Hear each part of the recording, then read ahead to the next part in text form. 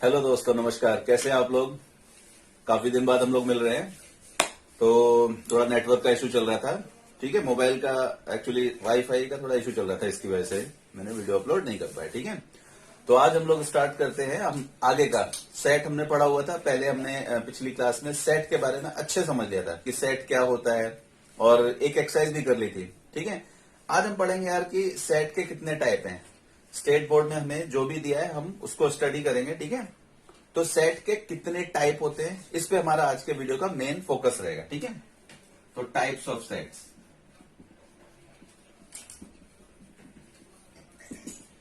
अब types of set में सबसे पहले जो आ रहा है हमारा, वो है अपना singleton set. Singleton, singleton, SINGLETON, singleton set. Singleton, यार नाम में ही लिखा हुआ है सिंगलटन, मैं तो सिंगल हूं भैया। समझे? सिंगल, सिंगल यानी वो सेट जिसमें सिंगल एलिमेंट हो। जैसे मान लो मैंने लिख दिया A बराबर 1। ठीक है, A बराबर 1। अब इसको मैं, ये तो हमारा लिस्टिंग मेथड है। अगर मैं इसको सेट बिल्डर फॉर्म में बोलना चाहूं तो मैं कैसे बोलूंगा बेटा कि it is a neither composite और नॉर प्राइम नंबर। न तो प्राइम नंबर है 1, न तो कंपोजिट नंबर है, तो उसको अपन बोल सकते हैं 1। ठीक है, कैसे लिखेंगे इसको? X is element such that X is neither, NEITHER, neither prime nor composite, ऐसा भी हम बोल सकते हैं। समझे? इस तरीके से हम बोल सकते हैं। तो ये एग्जाम्पल किसका हो गया? सिंगलटन सेट का। पहला हमारा टाइप का सेट है singleton set. A set which contain only one element is called singleton set. तो देखो, सिंगलटन सेट मतलब एक एलिमेंट। अब दूसरा एग्जाम्पल लेते हैं। दूसरा एग्जाम्पल सेट बी लेता हूं। The prime minister of India Narendra Modi. भाई दो दो है प्राइम मिनिस्टर हमारे इंडिया के। किसी भी कंट्री में दो दो प्राइम मिनिस्टर होते हैं क्या? नहीं होते। तो किसी भी कंट्री में एक ही प्राइम मिनिस्टर होता है। तो हम बोल सकते हैं Y is a element such that Y is a prime minister. PM लिख देता हूं शॉर्ट में, PM ऑफ इंडिया।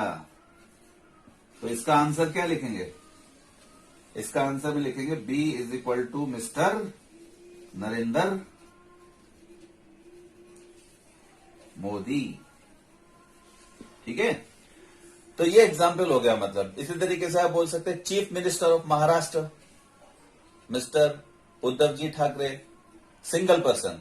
ठीक है, तो कहने का मतलब है कि ऐसा सेट जिसमें सिर्फ और सिर्फ एक ही एलिमेंट हो, उसको अपन सिंगलटन सेट बोल सकते हैं। ठीक है, डन। आगे का हम सेट देखते हैं। फाइनाइट सेट, इसका नाम ही बता रहा है कि फाइनाइट, कोई चीज मतलब फिक्स है। ठीक है, हमने पढ़ा था पहले बचपन में फाइनाइट और इनफाइनाइट। ठीक है, तो फाइनाइट का मतलब क्या हुआ कि जिसको हम गिन सके आसानी से, उसको हम फाइनाइट सेट बोल सकते हैं। ठीक है, जैसे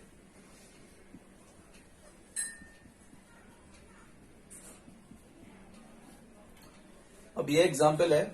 इसमें हम देख रहे हैं कि एक सेट है जिसमें 5 एलिमेंट है। तो हम बोल सकते हैं number of elements in set A is equal to 5। तो ये एग्जाम्पल फाइनाइट सेट का हो गया। इसी तरीके से हम दूसरा एग्जाम्पल ले सकते हैं।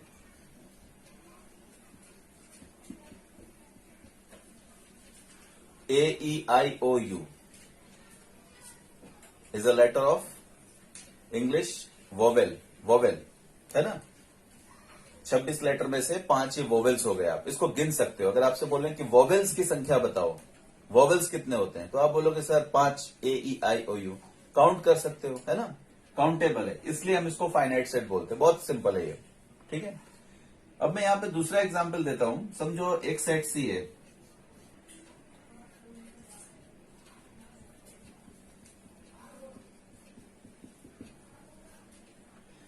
इस सेट को आप देख लीजिए, ये C सेट है, और मैं बोलूं कि भैया आप बताओ number of element in set C। C set में कितने एलिमेंट हैं? तो आप बोले कि सर जी ये तो बहुत लंबे जा रहे हैं, ये कहाँ खत्म होंगे पता ही नहीं।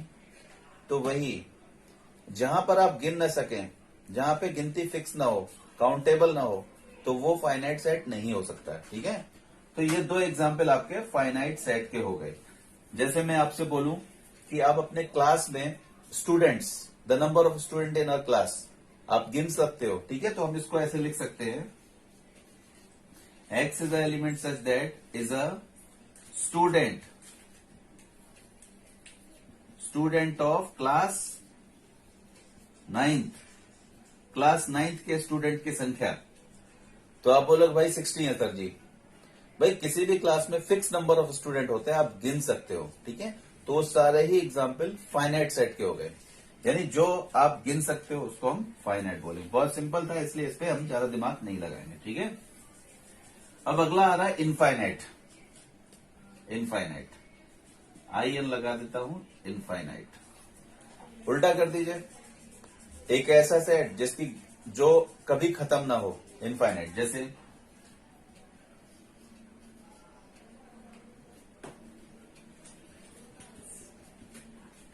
ये एक हो गया, देखिए सर, नेचुरल नंबर। इसको हम सिंपल भाषा में कैसे लिखेंगे, लिस्टिंग फॉर्म में 1 2 3 4 5 6 आगे बढ़ते जाइए, खत्म ही नहीं होगा। ठीक है, नेचुरल नंबर की गिनती कभी खत्म नहीं होगी, तो अनकाउंटेबल, आप कितने भी बढ़ते जाओ मतलब खत्म नहीं होगी, तो इसको हम इनफाइनाइट बोल सकते हैं। A set which contain infinite number of elements is called infinite. अगर मैं बोलता हूं कि number of elements in this set, ये जो सेट है ना, या ये इसका सॉल्यूशन है ये, आप इसके नंबर ऑफ एलिमेंट बताओ कितने हैं, तो मैं क्या लिख सकता हूं कि 6 या 7 नहीं लिख सकता हूं मैं। ठीक है, क्योंकि इसकी अपन गिनती नहीं कर सकते, इसका कार्डिनल नंबर अपन नहीं बता सकते। कार्डिनल नंबर मतलब ये, इसको हम कार्डिनल नंबर बोलते हैं, एक्सप्लेन करेंगे हम आगे।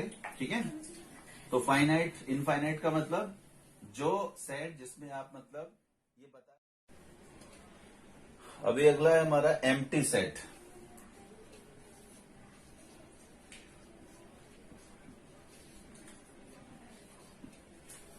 इसका दूसरा नाम है नल सेट।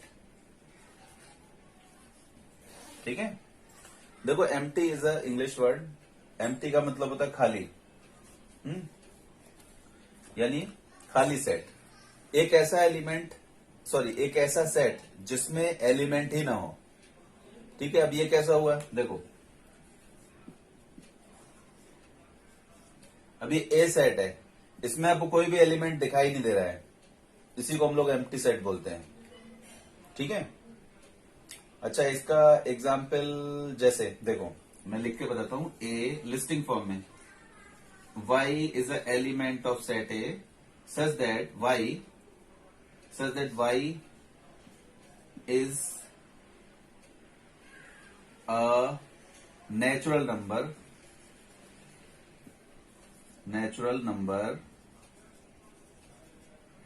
between, शॉर्ट में लिख रहा हूं मैं, between 1 and 2। ठीक है, आपको ना बड़ा समझ में आना चाहिए, क्योंकि आपकी जो एक्सरसाइज है ना, उसमें से आपको ये चीजें बहुत काम आएंगी। अभी हम लोग मतलब उस पर भी गौर करेंगे, एग्जाम्पल लेंगे वहां पे कि हम कैसे टैकल करें, कि कौन सा सेट क्या नाम उसका लेंगे। ठीक है, तो देखो ये, अब ये क्या बोल रहा है, y is a element such that y is a natural number between 1 and 2। अब मैं आपसे एक क्वेश्चन पूछता हूं यार, ये चलो नंबर लाइन मैंने आपके लिए बना दी। ठीक है, मैं आपसे क्वेश्चन पूछता हूं कि मुझे 1 और 2 के बीच का नेचुरल नंबर बताओ, नेचुरल नंबर। तो आप बोलोगे सर नेचुरल नंबर तो 1 2 3 4 5 इन सबको अपन नेचुरल नंबर बोलते हैं, तो 1 और 2 के बीच का नेचुरल नंबर तो है ही नहीं, समझे।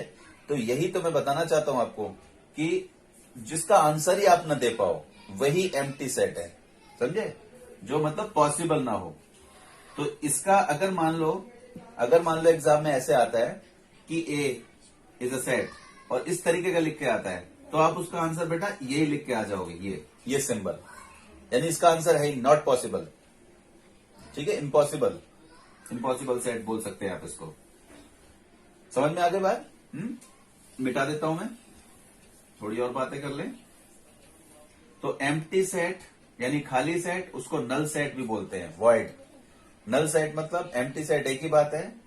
इसको हम लोग इस तरीके से रिप्रेजेंट करते हैं।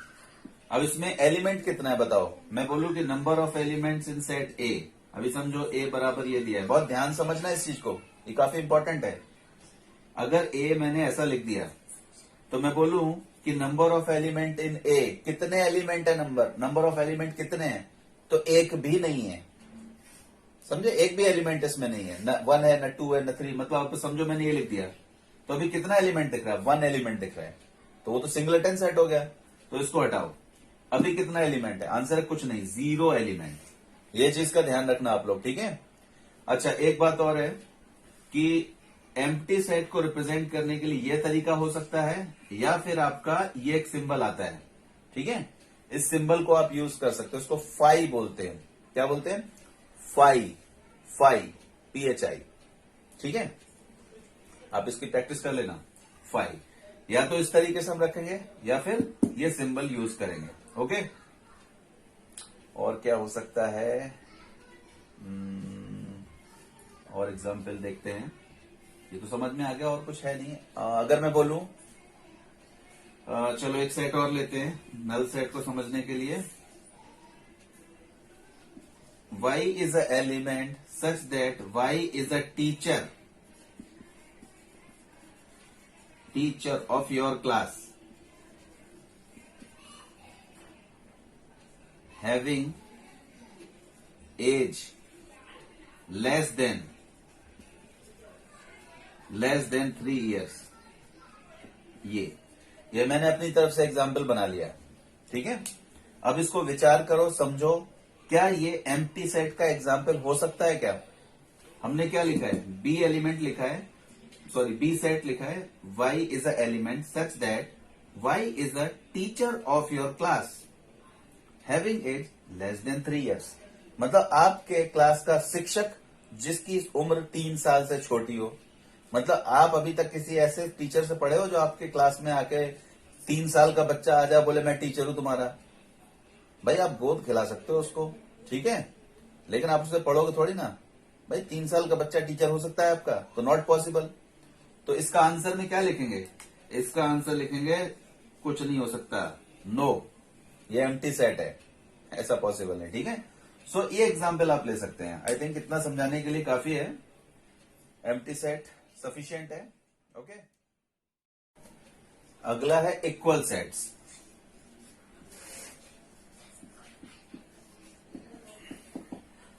यार ये बहुत सिंपल है, मतलब दो सेट ए और बी, दो सेट समझो है, समझो ए सेट एक ये है और एक ये बी सेट है, ठीक है। मैं पहले एग्जांपल लिख देता हूं। मान लो यहां पे भी 1 2 3 लिखा है और ये भी 1 2 3 लिखा है, तो ये तो बिल्कुल सेम हो गए, एग्जैक्टली सेम हो गए, है ना। तो ये दोनों सेट ए और बी कैसे सेट है बेटा, ए सेट और बी सेट आपस में इक्वल है, equal set. Two sets, definition क्या बनेगी, two set having same element, having same and same number of elements are said to be equal set, ठीक है। यानी दो सेट कैसे होने चाहिए, जिनके हर एक एलिमेंट बिल्कुल एक जैसे हो। तो अगला हम लोग स्टार्ट करते हैं इक्विवेलेंट सेट, ठीक है। EQUI, VALENT, वैलेंट सेट, ठीक है। इक्विवेलेंट और इक्वल सेट थोड़े एक जैसे नाम लग रहे हैं, बट वो एक्चुअली एक जैसे नहीं है, अलग अलग है। देखो समझते हैं। मैं एक काम करता हूं, मैं एग्जाम्पल लेता हूं। मैंने ए सेट रख दिया 1 2 3, बी सेट रख दिया मैंने 4 5 6। इसी तरीके से मैंने यहां सी लिख दिया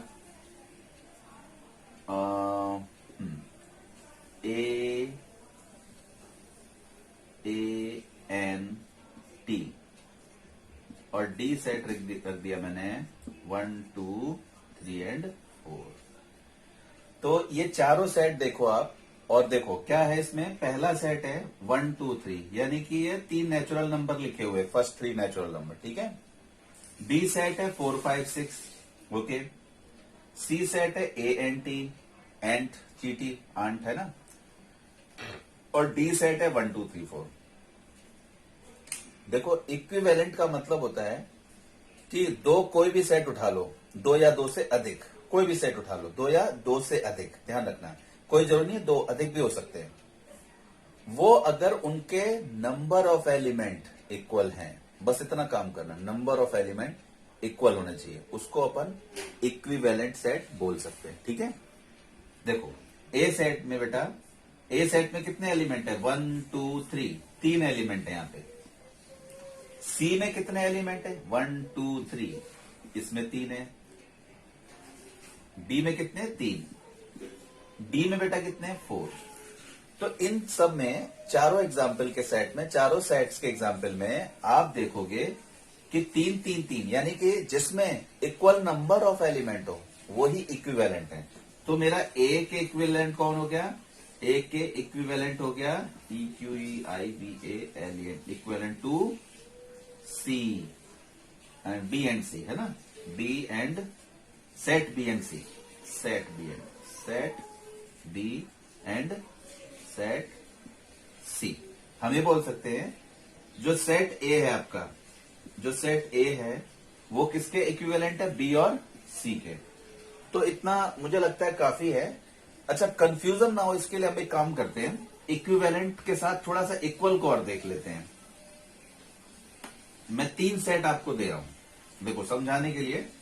मान लो ए सेट मैंने बोला 1 2 3, और बी सेट मैंने बोला ए नहीं, CAN कैन। ठीक है, सी सेट मैंने बोला 1 2 3। अब ये 3 सेट आपको दे दिए। अब मैं बोलता हूं कि इक्वल सेट बताओ भाई, इक्वल सेट कौन कौन से हैं? इक्वल सेट्स ए बी और सी सेट्स में से इक्वल सेट कौन से हैं? तो आप क्या बोलोगे? इक्वल का मतलब बिल्कुल सेम, यानी वो सेट जिसमें बिल्कुल सेम एलिमेंट हो, नंबर भी सेम हो, सब कुछ सेम हो। तो देखो ए में 1 2 3 है और सी में 1 2 3 है, तो हम बोलेंगे इक्वल सेट कौन से है बेटा? ए एंड सी। ठीक है, अच्छा अब मैं बोलता हूं इक्विवेलेंट सेट कौन से हैं? इक्विवेलेंट, तो इक्विवेलेंट अपन ने क्या पढ़ा था? अपन ने पढ़ा था गिनती बराबर होनी चाहिए, बाकी कुछ नहीं देखना हमने।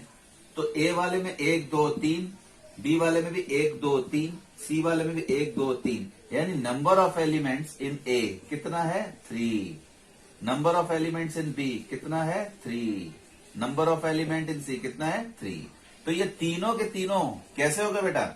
ये ए बी और सी कैसे सेट हो गए? इक्विवेलेंट। ठीक है, तो आज की क्लास में हम लोग यहीं तक पढ़ेंगे, और इसे अच्छे से समझो, बार बार देख लो। अगर समझ में नहीं आ रहा है तो 1 2 बार देख लो यार, बार बार की जरूरत ही नहीं है।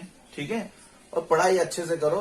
टफ है 9th स्टैंडर्ड, और जो भी है मैं कोशिश करूंगा कि आपको सिंपल से सिंपल तरीके पे आपका ईच एंड एवरी सम कराने की कोशिश मैं करूंगा। ठीक है, टाइम बीच बीच में कभी नहीं मिलेगा तो प्रॉब्लम है, बट मैं ऑल्टरनेटिवली आपके वीडियो अपलोड करूंगा। ऑल्टरनेटिवली मतलब आज मैंने किया है, कल नहीं होगा, परसों फिर हो जाएगा। ठीक है, क्योंकि और क्लासेस भी होती है, और कोशिश करूंगा, मैं पक्का नहीं बोल रहा हूं, क्योंकि और क्लासेस भी होती है पढ़ाने के लिए। ठीक है, तो अच्छे से ध्यान रखो, पढ़ाई करो। बाय।